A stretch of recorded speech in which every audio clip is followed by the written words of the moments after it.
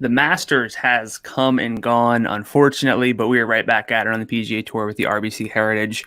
It's a pretty solid field overall, all things considered. A week after the Masters, we have some bigger names in play, including Dustin Johnson, who is on team RBC. He actually fares quite well at Harbour Town, despite not really being the best overall course fit. We'll get into that course fit, what stats are most important. We'll get into that in just a second, but sit back, relax, get your questions ready, because this is the FanDuel PGA Q&A for this week. I'm your host, Brandon Gdula. I'm the managing editor over at numberFire.com. I'll be talking about the field, the betting odds on FanDuel Sportsbook, the daily fantasy slate on FanDuel, my win simulations, and really whatever you want, maybe weather this week, because it is a Q&A format. So just hit up the comment section on YouTube, Facebook, Twitter, or Twitch if you have questions for this week's event. But I'm going to start, as I always do, by just looking at the top of the field, because the top of the field always determines a lot, and we can learn a lot based on the top of a particular golf field. We see Dustin Johnson at 12-1 to win on FanDuel Sportsbook.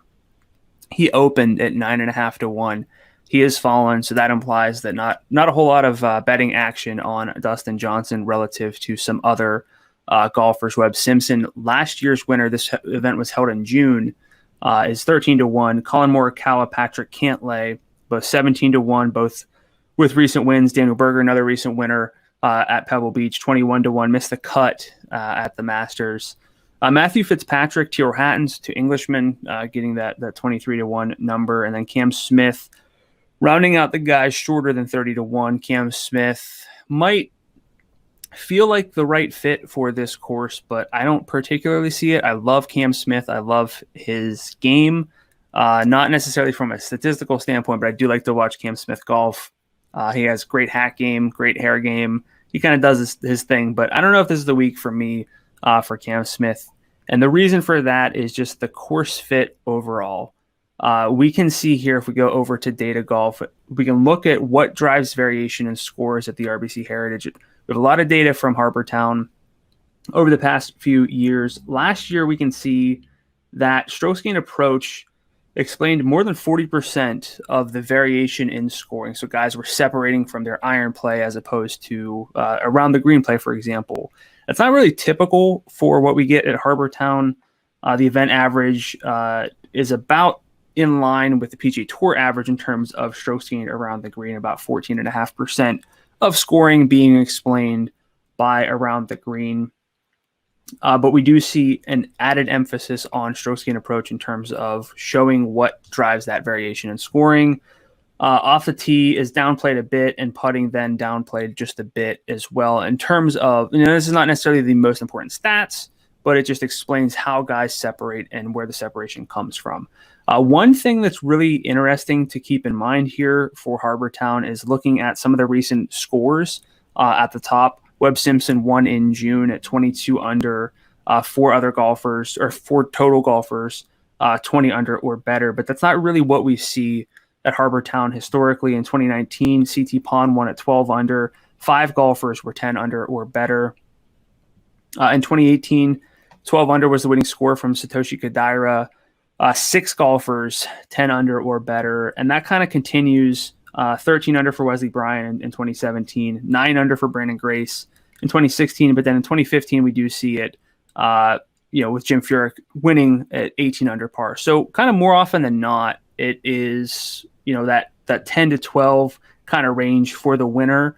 And why might that change a lot? Well, pretty much the wind. This is a coastal course in South Carolina, and if we go over to Fantasy National, we can kind of see this play out in terms of what is driving that difference in scoring. So if we look at 2020, we can see the wind calm to moderate in all 4 rounds, and the scoring relative to par easy to average. But if we look at years beyond that, years earlier than that, we can see the wind was moderate to windy AF, and the scoring, gets more difficult accordingly. Average to difficult in 2019 with the scoring, average to difficult in 2018 with some wind. 2 calm rounds. I'm not exactly sure what their cutoffs are, but a windy AF round and a moderate as well. And then in 2017, We see the scoring kind of level out to average, no difficult scoring there, but mostly calm conditions in terms of just the wind. So keep an eye on the wind this week. I will look at it just quickly. According to darksky.net, we basically see wind starting at around 15. It's probably going to be closer to like 12 by the time guys are teeing off, and then increase a little bit, but then fall off a tad. But it's not that drastically different on Thursday. But then for Friday, what we see is the wind starting out much stronger around that 7 to 8 a.m. In the morning, and then dropping pretty much linearly from there. So you can, in theory, get somewhat of an advantage if you play tee times, if you target golfers who might be teeing off later on Friday when the wind is dying down, and the golfers teeing off early on Thursday might be struggling with that wind. However, we do have rain on the forecast as well, and that throws a really added element, a big wrinkle into things, because a rain delay is enough to completely eradicate your wave splits. If you build your lineups based on waves, then you could, in theory, be rostering golfers who initially have the best wind draws, but then get the worst wind draws because of just the way that things break. So we don't know. It is something that you can factor in. You can probably just take some stabs building some lineups around the tee times once those come out. Obviously, we don't have those yet. Those come out on Wednesday. Generally just the day before events start is when those start to pop up. But you can play the wind angle, the wave split angle. I don't know if that's something that is ever something that I love to look at, just because, again, there's that uncertainty.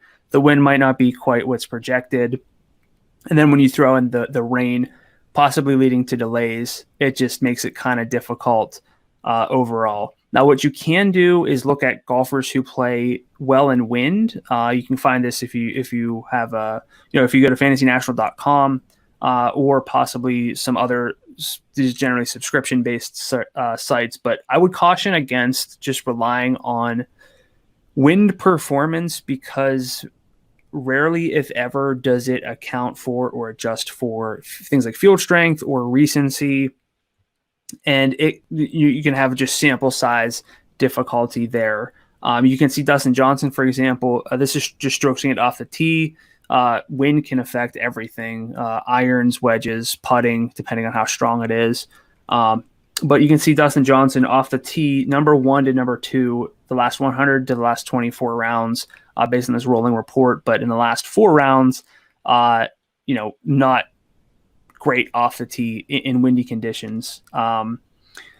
Abraham Answer was someone who kind of jumped out as a prime example. Long term, the bigger sample has him 7th over the past 100 rounds in windy conditions, but more recently hasn't been quite so good. So if you're not digging into what were these rounds, were these just against really tough fields, and some of, like, a lot of his earlier windy rounds were against weaker fields. Like, if you're not doing that, I think that you can probably lead yourself down a bad path with wind splits. That's not to say that I don't use them ever, but you can't really weight them as much as you can sort of weight longer term adjusted stats. So just keep that in mind. Sticking with just kind of the course fit, because I do think it drives a lot of the decision-making process for this week. We can see that driving accuracy jumps out as more important on at Harbour Town than on the average PGA Tour course. Distance gets mitigated a lot. And just keep in mind that courses can change a good bit from week to week. Augusta's right around here somewhere. If we do this overlay, and you can see distance, super important. That's the blue at the top. Super important, not quite as important this week. Accuracy, important this week, not as important last week. Putting, way more important at Augusta than it is this week. So you can't really just look at who fared well. We do have kind of a good number of golfers from the Masters playing this week in Hilton Head, but just keep in mind, looking at last week's results, and it doesn't have to just be the Masters, but any real event, and kind of see who might it benefit going from a tougher setup for them to an easier setup for this week. You can also look on this course fit tool at who gets the biggest boosts at a particular course the week of. So if you scroll the whole way to the bottom, you'll see Wyndham Clark, who's a big hitter, Dustin Johnson, Cam Davis, Luke List, these bigger hitters, Will Zalatoris. They're not going to generate as much of a built-in, baked-in advantage because distance is not a prerequisite. So some of their leverage at because most courses, distance is important or vital. Without that, they kind of get bumped down a good bit to the point where Dustin Johnson is expected to be like almost, I won't say half a stroke, but 0.4 strokes worse than his average, which still does, based on my data, leave him as the best golfer, which is not like a hot take. But even if you deduct from his baseline for the course fit, he's still the best golfer. Now, I don't know if he's particularly a must play on FanDuel with a salary of $12,400. That is $600 higher than anyone else. Webb Simpson 11-8, ranking second. But you can see DJ's still the number one player. This does not bake in that data golf, this number here, that adjustment. But if you reduce that, and Webb Simpson's like a minus 0.03, so a slight ding to him, you would still see that DJ is the number one golfer in the field. Not a whole lot to dislike. The one blemish would be the fairways gained. Now, something that you always have to keep in mind with whenever you're looking at a course where driving accuracy is promoted, we'll say, and driving distance is a bit negated. That doesn't mean that because DJ doesn't hit fairways generally, he can't hit fairways when he tries to. If he pulls out a driving iron or a 3-wood off the tee. So it's always easier for longer hitters to club down and try to hit fairways, whereas shorter hitters can never just pull driver and hit it as far as other golfers. So you're gonna bump up the golfers who hit fairways generally, but you're not gonna automatically cross off guys who are long and don't hit fairways generally because of that discrepancy. What this really means, though, and I think this is the crux of the entire week, if distance is not a prerequisite off the tee, more golfers are in the mix. And when more golfers are in the mix, favorites aren't as favored to win. You can see that in my win simulations. DJ only 6.8%, which is actually significantly higher than I've seen him in other simulation models. His win odds, again, fell from 9.5 to 1 to 12 to 1. So DJ, despite being the top-ranked golfer with the form that he has coming in, which is not bad by any means, even though it wasn't particularly good at Augusta, he's not like a must-play. If this was a distance-heavy course and this was the field, DJ would emerge as like a must-play. I don't really see that this week. I think Webb Simpson, Daniel Berger are better plays. I'm warming up to Colin Morikawa because you can see here 93rd percentile in fairways gained over the past 100 rounds according to FantasyNational.com. So he has the right game. He just is not a good Bermuda putter. He has changed his putting grip, and we've seen some highs and lows from him. Usually when he putts well, if he ever does, he is in contention. So Colin Morikawa is always dangerous. But from a DFS standpoint, I would feel most comfortable building my lineups around Webb Simpson and Daniel Berger, just because they don't really have any red flags. They're both pretty accurate, specifically Webb, and he does get a boost. He plays well here. 4 straight top 16s, the most recent winner. So I think that Webb is my building block of the week from a daily fantasy standpoint. I would be much more inclined at these numbers just to bet Daniel Berger at 21 to 1, but I do like Matthew Fitzpatrick right below that at 23 to 1. I have a question on YouTube from Aaron.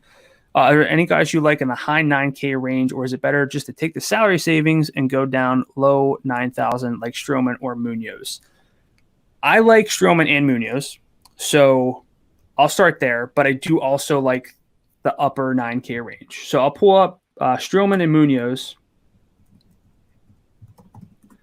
I believe I have a head-to-head bet against Jim Sonis on these two specifically. I could be wrong, but I like and here's why. Stroman, bad Bermuda putter, but super accurate and just really good for this field in his adjusted strokes gained average at 0.74 over the past year, which is weighted for recency and field strength. And he's just a really good tee to green golfer. The short game is not particularly great, but it's also not bad. He's not getting that red flag. Now, again, factoring in the Bermuda putting is an issue, but overall for $9,000 in terms of his salary on FanDuel, I think Stroman's a great play. I also think Munoz is a really strong play as well. Even if he doesn't fit the course like outright because he's not hyper accurate, he is still 53rd percentile in fairways gained over the past 100 rounds. But he is solid on Bermuda, plus 0.06 strokes per round on Bermuda. So anytime you get someone who's just not losing strokes on a particular surface, that's promising. But you don't really see no red flags in his profile. Munoz is just such a balanced golfer that he's always in play for me. But that upper 9,000 range is pretty intriguing overall. With Harris English, Kevin Na, Christian Bezuidenhout. I think that those are my three top names. If you look at the straight upper 9,000 range, Bezuidenhout, very good short game. But Kevin Na, Harris English, I think, really do stand out to some degree because they are both plus putters on Bermuda. I can pull them up in the Finder. But good short games from them and good iron play as well. So these are names that I am targeting. Pretty solid win simulation odds for both, all things considered, even though Harris English 50-1 and Kevin Na 38-1. So obviously I would prefer Harris English if I were betting. But both big pluses in that adjusted strokes gained total over the past year. And we can see Kevin Na, that 0.74, I believe is actually the same as Kevin Stroman, who I just had pulled up. But you can see just really good tee to green players, good short games, and Kevin Na should benefit. Both of these guys really should benefit from having their fairways gained being so high. They won't get penalized for playing at a course like Harbour Town. So the answer to that question is kind of both. I think that there are options in the upper 9,000 range. I'm totally fine, though, going with Stroman and Munoz in particular. I think Brandon Todd is in play. Zach Johnson, to some degree, it is somewhat a safe play, even though he has mixed results here. But I think the optimal kind of opens up the discussion into lineup construction for this week. If we're not paying up for DJ, if we don't feel like we have to lock him in, if we are considering that it is a more wide open event, and even someone like Webb Simpson might not necessarily be like he's not a lock to win by any means. What do we kind of do? The answer for me has been probably rostering two golfers at around 10-6 or above. And the reason I say that is because Corey Connors is 10,600. I think Connors is a really strong play with how he's hitting, how he's ball striking right now. And he is one of 7 golfers in the field to rank in the 60th percentile or better in both driving distance gained and fairways gained over the past 100 rounds. So pretty rare combination for him for this field. And yes, we're not favoring distance, but it's never bad to have distance whenever it is available to you. So Corey Connors, just striping the ball, putting better. And whenever someone's putting better, you can always say they're going to regress to their long-term baseline, which for Corey Connors would be drastic. But I think that there are reasons that we've seen it long enough, and that we can probably consider Corey Connors an improved putter overall. Matthew Fitzpatrick, one of my favorite bets for the week at 23-1. I also like him just from a daily fantasy standpoint. The reason being is that he's accurate off the tee. 89th percentile there in a super strong Bermuda putter. I call that S tier. It's a video game term, but 99th percentile on Bermuda, just really 99th percentile on all surfaces over the past year when adjusted for field strength as well. So I think Fitzpatrick is really strong, but I would really recommend from a lineup construction standpoint, looking at it from, you don't have to play DJ, you don't have to play Webb, but realistically, the winners are going to come, just the highest win equity, whether it's the betting odds or from my model, going to come from somewhere in this range. And so having 2 to 3 of those golfers makes a lot of sense. And there are enough golfers in the lower, like the 8K range to make that work for me. Munoz and Stroman, we hit on already in detail. Sam Burns is super long, but he's very good on Bermuda as well. So again, I don't think we should like penalize Sam Burns entirely because he could, club down in the right spots. In theory, that kind of remains to be seen how often that actually works out. But I think Stroman, Munoz, Brendan Todd, Zach Johnson, those two guys you can probably lump together with just hitting fairways and putting well. That's what they do. So I think that they're more in play than usual. Mackenzie Hughes, for as good as a short game is, not actually that accurate, and that is a bit of a problem. CT Pond, former winner, I would be on the fence with him, but we do have options down here. Matthew Neesmith, just 8,400 with his salary. He moved from 190 to 1 to 100 to 1. His iron play is so good. That's why the rating value, this is stats only for me. The rating value relative to his salary is one of the best, I believe. Yeah, so he's at a 0.73. So, not at the top, but it is something to consider. And then I have Mark Hubbard at 7,300 to some. I like the stats overall. The approach is 55th percentile. Pretty solid short game, and he's just not long off the tee, but he is accurate. So he's kind of like the one true dart. The issue with that is I don't feel the need that I have to play Dustin Johnson necessarily, so I don't really feel drawn to jamming in Mark Hubbard in a lot of lineups. If I do, you could do a whole lot with that, with DJ, Webb, Berger, Morikawa, kind of take your pick of like an extra stud there. But I do think that we have some pretty solid options overall from the value range. With that, like I said, I typically live in a balanced, from a balanced standpoint with my lineups. This week, it's going to be a little more top heavy, which sounds contradictory even because I'm not that in on DJ. I don't think he's a must play, but 2 to 3 of those guys from 10-6 and above, and then by default, skipping over that upper 9,000 range, even though I like those guys, and just trusting the value at a course where a lot of golfers should have, in theory, a good chance to be in the mix. I'll jump over to my win simulation model here, sorted it by the most likely golfers to win. Dustin Johnson, 6.8%, which is pretty low, all things considered for his caliber, but when you adjust for the field, being a little more wide open and for the course kind of negating what he can really, really do at the high end, doesn't really rate out as a positive expected value. Webb Simpson also doesn't rate out as a strong value, but I see it with Daniel Berger. Matthew Fitzpatrick is a slight overvalued at 23 to 1. He opened at 32 to 1. I like that number quite a lot, but I would still be recommending Matthew Fitzpatrick at 23 to 1. We see Russell Henley pop here at 60 to 1, and then Harris English, two of my models, absolute favorite golfers, always just because of their approach play, but also their long-term form relative to the fields they play in. Brendan Todd, Christian Bezadenhout, also rating out as plus values for me. I'll just sort this by the best values.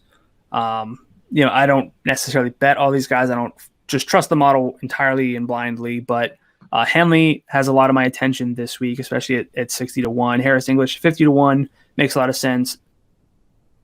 Better rates out as a positive value. He did move from 140 to 1 to 130 to 1, but there's still plenty of value there. Bezadenhout, someone I'm considering. Sam Burns, again, rates out not as the best course fit, but as a fair value in the betting model. Kevin Kisner is another name at 9,500, so kind of fits any type of lineup on FanDuel with that salary. I think he's in play for a winner. So that's kind of who I'm initially targeting from a betting standpoint. I did mention Sam Burns, and Sam Burns has a lot of appeal for me and for my co-host on the Heat Check, Jim Saunders. We did not actually talk about Sam Burns, but Jim, I believe you're on the line. And if you are, I'm curious, why didn't you mention our head-to-head betting record when you were talking about Munoz? Because you mentioned it, but why didn't you give the disclaimer of Munoz is guaranteed to lose? because you have him in the head-to-head. Why was that not brought up? I've done that in the past. This is erasure of my record. That I believe was. I think we went 1-1 last week. I think that was. Oh, so you're only down by like 60 still? I think it's like 16-7 or something this season. So it hasn't been particularly great for me. Don't bring up the bobble hat record because I'd rather not discuss that aspect of it. But I think that, if we're going to bring up the betting, bring up the fact that the champ is here and the champ has put the official stamp of approval on Kevin Streelman. And therefore, Kevin Streelman guaranteed to outscore Sebastian Munoz for this week. I mean, I wouldn't doubt it based on just how things have gone. But I asked you about Sam Burns. I just realized we didn't talk about Sam Burns. Yeah, I think I learned my lesson that the players. Yeah. when I used Sam Burns on a non-distance course, it didn't go well. A lot of that though was like not the driving; it was other stuff that kind of took him down at the ship. But like, I don't know if it was just like a thing where how you make. And I'm sure you've done this, Brandon. Maybe I don't want to speak for you, but like you've made plays in DFS where you're like, this might suck. And you have that kind of red flag around it. And so when those red flags you have up go poorly, it does scar you at least a bit for the next time things pop up. Have you had a similar situation? I mean, yeah, all the time, especially with golf and football specifically.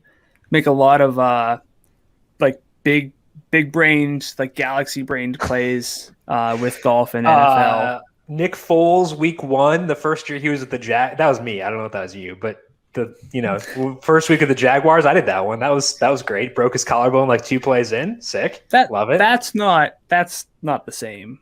What I'm more talking about. I once played like 30% John Ross on a whim because the coaches, I think, said like we got to get this guy more involved, and they're playing a team that like gave a bunch of deep passing. I don't even think he saw the field. So that was a week where he had like a short bunny touchdown. I think like might have bailed because I remember we were talking about it. I definitely was there at some point too. So, but that was one of the things with Sam Burns is I had like my feelers up of like, oh, this could go very poorly. Then once you get the confirmation that it does go poorly, it's like, okay, cool.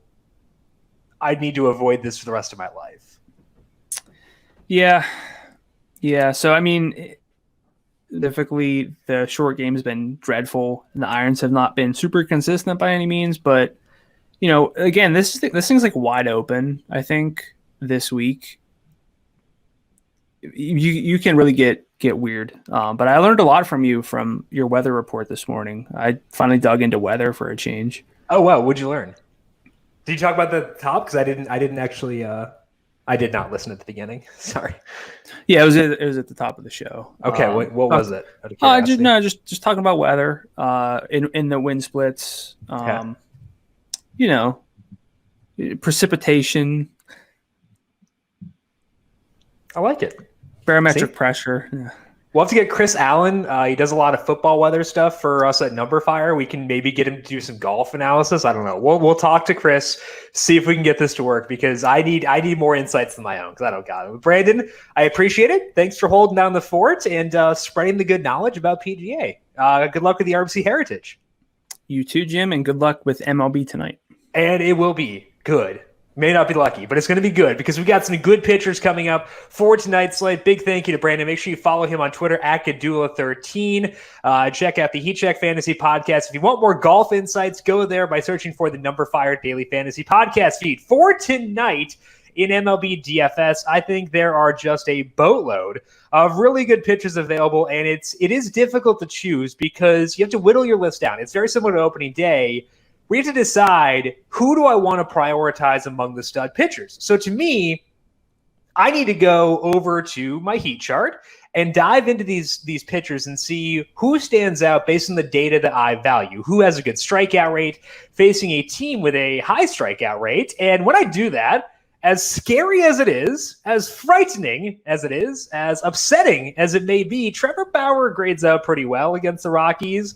2.63 skill interactive ERA for him. This is over his past 4 starts where he's been throwing fewer four-seam fastballs 37% strikeout rate. The Rockies, really bad, 82 WRC plus, a 26% strikeout rate. So when you add what Bauer has done in this sample with what the Rockies have done versus righties since the start of last year, it adds up to Bauer being the number one pitcher for me on this slate. He's $11,000. It is a high salary, but I think he's worth that given the matchup he has with the Rockies, given what he's done. Now, I can understand if you don't want to go here because Bauer, like, there's a chance he gets ejected with the first pitch he throws. Like, he could go out there, throw a pitch. They could investigate to see if there's some sort of sticky substance he's using, given the investigation he's under. He could get ejected right away. That's very much a possibility, and I know that. So if you are someone who is very risk averse, don't go Trevor Bauer. Playing cash games, you got good alternatives, don't go Trevor Bauer.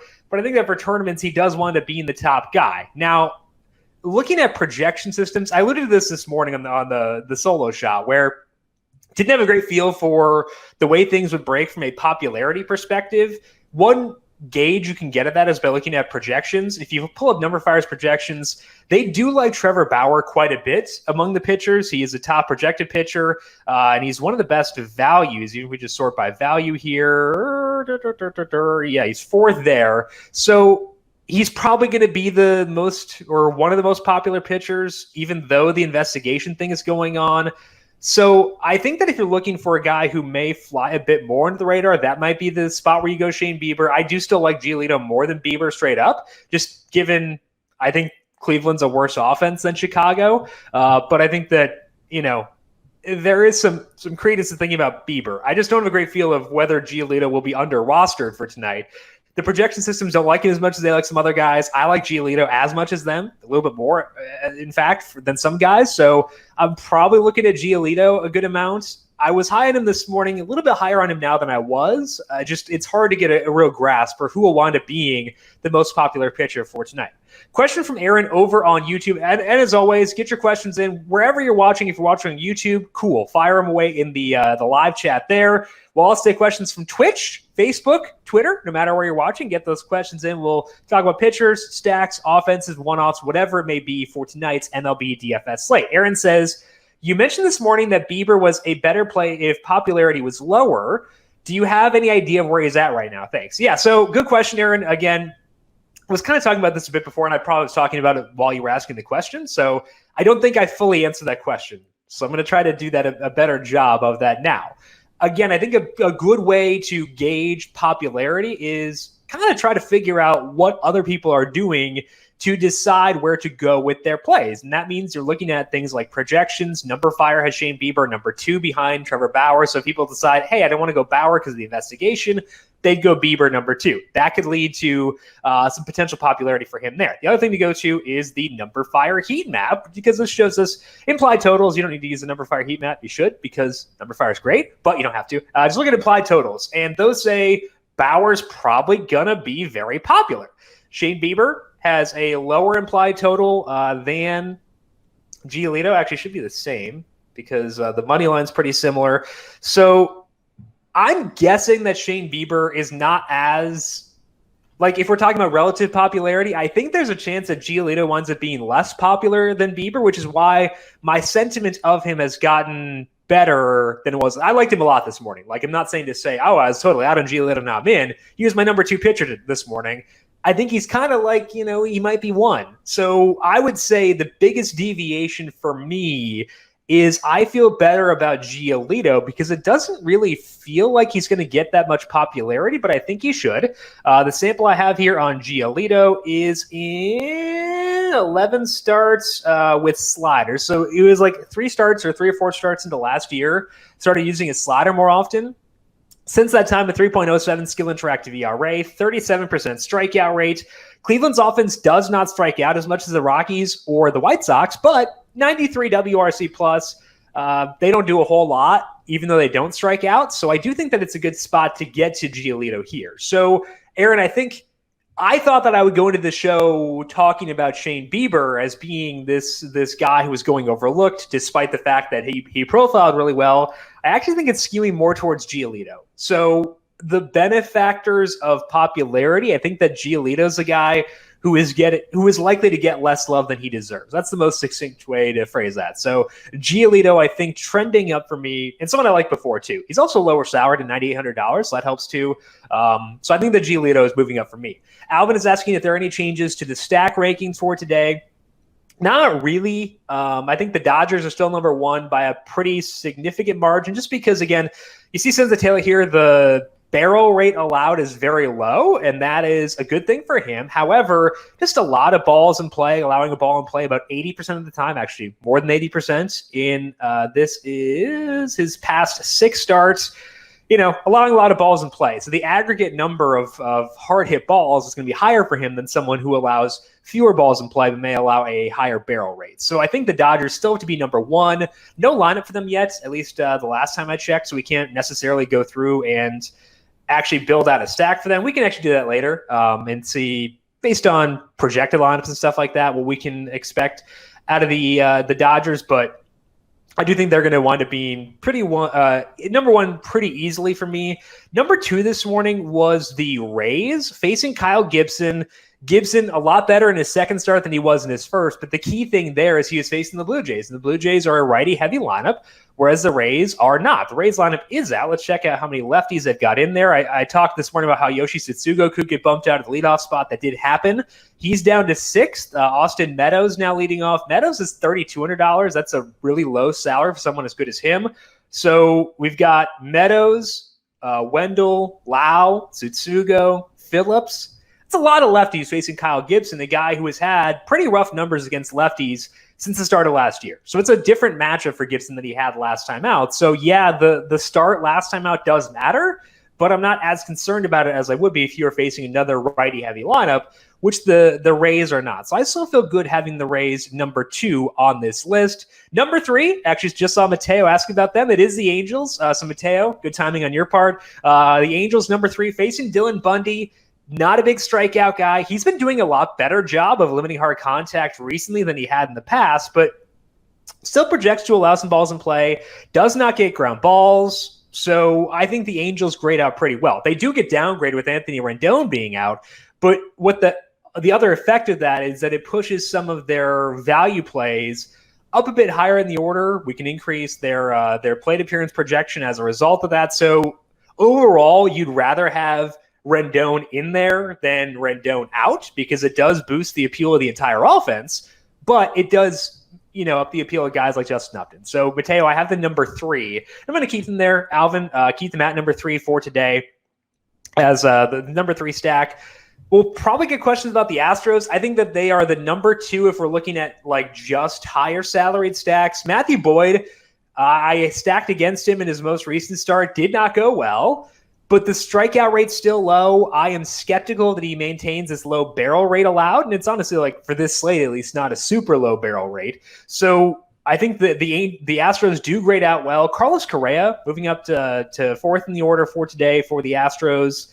We've got Yuli Gurriel batting 6th. Yordan Alvarez is a lefty, but he's a guy who has really good numbers against lefties throughout the entirety of his career. So I wouldn't omit him, even though he is a lefty. The one issue that we have there is that the Astros lineup in general, pretty high salaried. So let's go to the Astros here, pull them up, and look at them based on the salaries here. So Correa, I think, is super undersalaried at 31. So if you're looking for a one-off to fill out a lineup, or you need to fill a shortstop, maybe you're stacking the Angels and don't want to go David Fletcher, totally understandable. I think that Correa is an awesome one-off there at $3,100. Really good numbers so far this year. Batting cleanup, matchup I like against Matthew Boyd, an offense that I'm okay stacking. So I would say that Carlos Correa, if you're looking for just a one-off, makes a ton of sense for today. And the salary there, lower than it should be, is the way I phrase that. Gurriel, $2,900, can take that too. So I do think the Astros a pretty solid option as a number 4 stack for today. It's a rough slate as far as trying to identify other stacks to go at, because I can kind of poke holes in most of the potential stacks for today. If we were to look just strictly at the hitter tab here and try to identify stacks based on that. Okay, so Dodgers, we got them. Good to go there. Angels, talked about them already. Next one up is the Astros. The Nationals look like they should be okay, but just not a lot of balls in play. Jack Flaherty is very good. I'm not stacking against him. No chance, despite the fact there is some green on the page for them. Other places that show up a little bit of green, the Marlins against Max Fried, but Max Fried does not let up much hard contact. Really hard to stack against that. Marlins have good numbers against lefties. It's a smallish sample because it is lefties since the start of last year. So don't want to put a ton of stock in that. But again, Fried, the contact suppression, the big thing there that draws me away. Green here for the Rangers against Ryan Yarbrough, but I refuse to use the Rangers against the lefty. I think that's a hideous idea. If you remember when I was pulling up the projections, they had Ryan Yarbrough really high. I'm not going to go there to use him as a pitcher because his individual strikeout rate is so low, but I'm also not going to stack against him because the Rangers really, really bad. Talked about the Rays, so it's tough to find a lot of stacks I really want to use for today. It's primarily the four we discussed. It's the Dodgers, it's the Angels, it is the Astros, and the Rays. Those four teams going to be the top ones for today. I know Jesus just asked about the Rays. Probably tuning in a bit late here. I do like the Rays a lot. They're my number 2 stack for today behind the Dodgers. So let's actually go through them. Their lineup is out. Talked about that before, had it up. All the lefties who are in there. Setsugo getting moved down. I still think he's in play just because his salary is so low.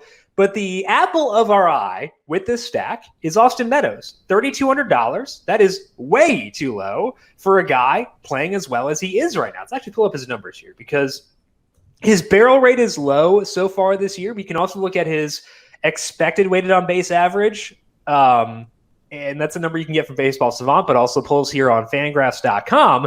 His expected weighted on base average based on his strikeout rate, based on the balls he's put in play, really good, 424. Small sample, but if you're going to put stock in anything, put stock in the numbers that stabilize more quickly, not as results-based. That's what you got here. So Austin Meadows at $3,200, I would say is one of the better plays on this slate. I also like Brandon Lau. Lau is not off to as good of a start as Austin Meadows is. Let's pull up the numbers here because his number's not as glowing as what we had with Austin Meadows. So it's not going to be as easy of an inclusion as we had with Meadows. But the numbers last year for Lau versus righties were very good. He's striking out more than you would like, but is drawing some walks. The Rays have had some tough-ish matchups so far this year. So he's not as easy of a sell as we had with Austin Meadows, but still, look back to last year, a 285 isolated slugging, 17.5% barrel rate. That is absolutely disgusting. He's not striking out at like a Miguel Sano type clip. That's definitely encouraging too. And he's been, striking out a little bit less here recently. So I know that it's a rough start for Lau, but I still think that if you are stacking the Rays, which I would like to, I think that it's a good situation where you do want to go at him. Joey Wendell, off to a good start so far. His ISO versus righty since the start of last year is up to 185. That is a lot better than it was start the year. Does have some stolen bases. I think he's oversalaried. He's $3,300. I don't believe the salary should be as high as it is, but batting third for a stack we like, he fills third base, so you can get rid of one of those positions. I do think that Wendell still makes sense, even though I'm annoyed that he's salaried where he's at. And then I would put Setsugo in there too, just because he's $2,400, puts the ball in the air a lot. We like that a lot for DFS. So despite the fact he got moved down, I still think he's a good play for DFS. So if we had those four and we plug in Giolito as a pitcher, 3,400 left, that's actually a lot. So you can get to Mike Trout with that number. You can get to, depending on, who the Dodgers have healthy, you can get to some of the higher salary guys in the Dodgers. Don't really know who will be in there yet as of yet. But if you go Giolito with the Rays, very easy to get to those salaries. So I would say that'll be one that grades out pretty well. A combination that I like a lot for today. The Rays lineup broke pretty well for us. You could go up to a Rosarena instead of Setsugo if you wanted to, save less salary. Maybe find your salary savers on the Angels or something like that. So if we go to a Rosarena here instead of Setsugo, still $3,100 left. That's not bad. So I think the Rays make it a lot easier to get to your pitchers for tonight. Let's go with Setsugo and then Bauer and see how that looks from a salary perspective, just because Bauer's salary is so much higher. 31. Okay, so we can make that work no matter who we're using pitchers. So the Rays, I think, definitely a team you want to turn to for today. Aaron is asking, how do you feel about a Braves stack? I believe they're facing Pablo Lopez. They are. I like Pablo Lopez a lot. Looking at the numbers here on the sheet for Pablo Lopez, this is, what's the sample here on Pablo Lopez? Ooh, fewer sinkers. That's great. So he's shifting towards his four-seamer and away from his sinker. I will take that for a pitcher every time because sinkers are the devil. In that time, this is over a 5-start sample, 3.92 skill interactive ERA, 27% strikeout rate, not a lot of barrels allowed. So the Braves are a good team. I have been missing out so far this year. Dane Dunning. Why did it link to that? That's weird. All right. We'll just copy paste this instead. Let's just go to Pablo Lopez's page. That's probably a lot easier than trying to search around over here. Pablo Lopez. See if we can get a bigger sample on him and see what that looks like. I think the bigger sample on him is still pretty good. So we're not going to be drawn towards the Braves regardless. Yeah, 3.98 skill interactive ERA last year, 3.97 this year. He's very good. The Braves are good too. And if you've been watching these Q&As throughout the year, you know I've not brought up the Braves as being a team that I want to stack yet. That stinks because it means I'm not getting Ronald Acuna Jr. They've been off the main slate quite a bit, so it's not just because of matchups, but it's been annoying. However, Aaron, tomorrow, the day shall arrive, we're going to stack the Braves. They're facing Kohei Arihara. I think that's a tremendous matchup. A lot of balls in play. So we'll be talking Braves. Or sorry, no, they're facing someone else. Just kidding. They're facing Nick Neidert. Okay, we're stacking there anyway. They're facing Nick Neidert. The Rays get Kohei Arihara, so we'll be at them again tomorrow, but the Braves get Nick Neidert. So, Aaron, Brave stacks coming your way tomorrow. Come back here, 3:30 or 4 p.m. Eastern for the Q&A. We'll talk some Braves then. But for today, I have a lot of respect for Pablo Lopez. Think he's a great pitcher, so we'll not be going there.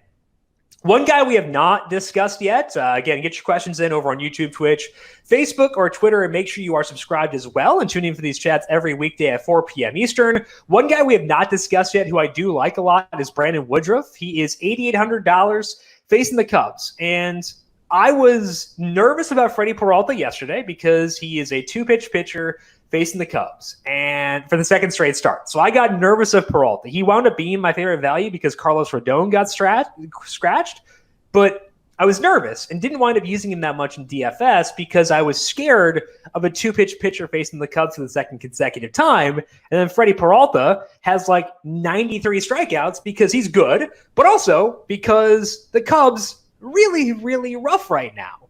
So now you get to Brandon Woodruff. Not as much of a two-pitch pitcher as Freddie Peralta is. He's facing the Cubs. I have a higher opinion of Woodruff than I have of Peralta. I like Peralta. But, I think that he's a good pitcher, and he's really fun to watch. But Peralta, I think, is like a budding superstar. He's got these 4 pitches he throws at least 10% of the time. A lot of diversity there. So I am a lot less nervous about him facing a team the second consecutive time than I was Peralta. But Peralta was fine regardless. So Woodruff, in his most relevant sample, which is his past 8 starts with fewer changeups, 2.95 skill interactive ERA, 34% strikeout rate, 6% walk rate. Dude's a stud. Cubs, a 26% strikeout rate versus righties since the start of last year. Peralta's $8,800. If it weren't for Giolito being just 98, which I think is way too low, I'd be higher on Woodruff. If you weren't facing the Cubs for the second consecutive time, I'd be there pretty aggressively. But I still think there's enough there to make Woodruff a top play for tonight. So the question is, what kind of exposure are we talking between Woodruff, Giolito, Bieber, and Bauer? I don't know, man, because I think that they're all very similar. I could see myself just splitting it down the middle, going 25% for each, and diversifying more and committing more to my stacks, building around the 4 stacks we talked about. That way I'm not spreading myself too thin, because I think that they all have a really viable path to being the highest scorer on this slate. So I know that's a very wishy-washy and a very bad answer, but I think that realistically, that might be the way that I play things for tonight. But just because I think all 4 of these guys, Woodruff, Giolito, Bieber, and Bauer, have a good shot at being the highest scoring pitcher of the night. So I think that I want to get enough of all 4 of them where I can benefit if they go off, which is wishy-washy. It's non-committal.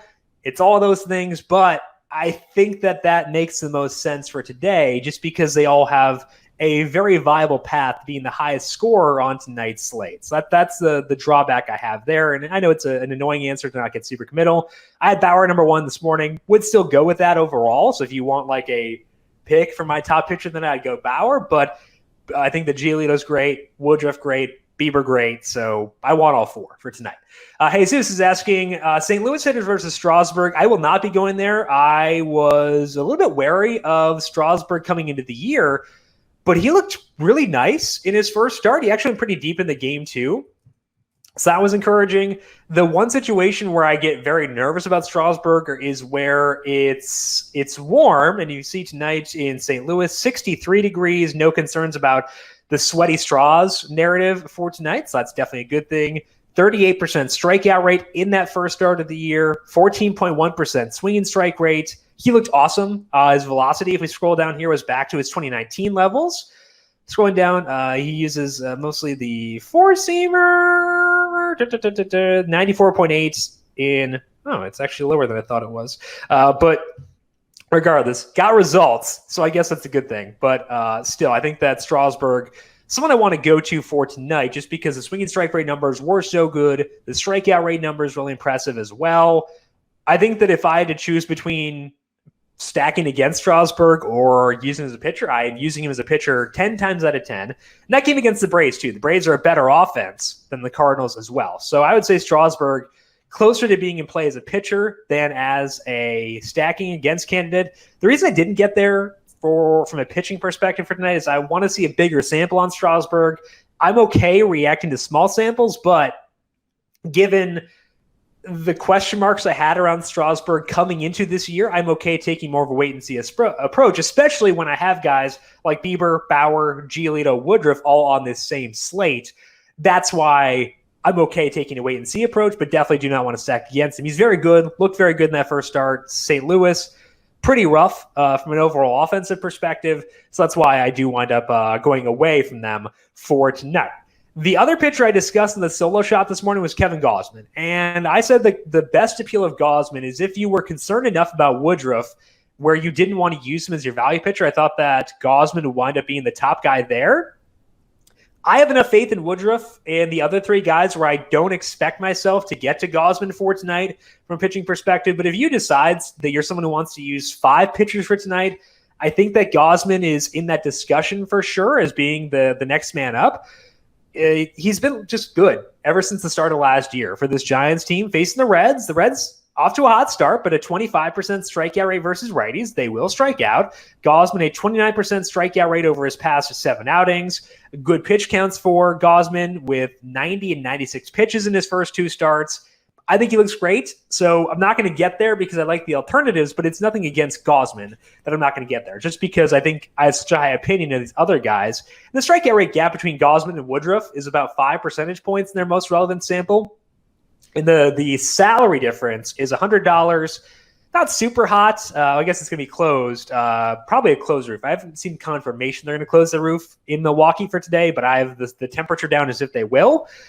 So it's definitely a better park for hitting in Milwaukee than it will be in San Francisco for tonight, but I still think there's enough there to feel good about Woodruff. If you're looking at this sheet, you may be interested in Jake Odorizzi. I would caution you against that. The numbers I have for Odorizzi are over his past 9 starts because that's when his pitch mix stabilized, throwing more four-seam fastballs than he was. This is back in 2019, actually, because he only had 4 starts last year, 4 or 5 starts last year. So it's pulling from 2019 data. Looking at, you could always change because he's with a new team. So this may look like I want to use Odorizzi. I definitely do not. 31% strikeout rate in that number. You see the Tigers, a lot of strikeouts. I do not want to use Jake Odorizzi, but I'm also not really comfortable stacking against him because I think the Tigers will still strike out Odorizzi. I think that there's possibility he pitches really well with Houston. He got rocked in his one public-facing start for the spring. So I think it's a situation where I'm just going to stay away, avoid Odorizzi, avoid the Tigers. The Tigers hitters are super low salaried. So I get it if you want to go there, especially because Odorizzi, really rough spring, a really rough 2020. I just don't find myself being drawn there because I don't quite see enough, especially with the high strikeout rate the Tigers do have, the low walk rate. They're just not a team that appeals that much to me yet for stacking until they're facing lower strikeout pitchers or just in better situations, or I feel better about where the lineup is at overall. So just kind of avoiding the situation altogether for tonight. So I think that does do it pretty much for this slate. The pitchers for me, it's Bauer, Bieber, Giolito, Woodruff, probably splitting exposures pretty easy, even between all four guys. That could very well mean I wind up being underweight on one of them, but that's okay, just because I think that I'm going to be overweight on some of the others. Inherently, we're not going to have 100% of the public using all four of those guys. One of them will be less than 25% rostered. I'm going to be overweight on that guy. So I'll probably just split exposure between the four of them and then try to commit more to my stacks than I usually would, just because all four really good options for tonight. Back again tomorrow if you want to hear some more Rays talk or some Braves stacks for Aaron. Back tomorrow on the Solo Shot, 9 a.m. Eastern on the FanDuel YouTube page, going up on the numberFire Daily Fantasy Podcast feed immediately after that. So make sure you're subscribed wherever you want to watch. YouTube, if you're here right now, just feel free to subscribe while you are here and subscribe to the numberFire Daily Fantasy Podcast feed if you want our podcasts on baseball, hockey, NBA, golf, UFC, NASCAR. They are all there on the numberFire Daily Fantasy Podcast feed. One-stop shopping for all of your DFS podcast needs. If you have additional questions for me, I am on Twitter at JimSannes, JimSannes. We are back here again tomorrow at 4 p.m. Eastern for another Q&A session, getting you set for Wednesday's slate of MLB DFS. Looks like a pretty fun slate. The pitching not as steady as it is for today, but the stacks pretty good. So it should be a fun one. Once again, 4 p.m. tomorrow on Twitter, YouTube, Twitch, and Facebook. Big thank you to Calvin Theobald, our video producer, for running the video side of things here today. Thank you, Cal, as always, and thank you to everyone for tuning in. Good luck to you with your MLB DFS lineups for tonight. We'll talk to you once again tomorrow. This has been the FanDuel Fantasy Q&A.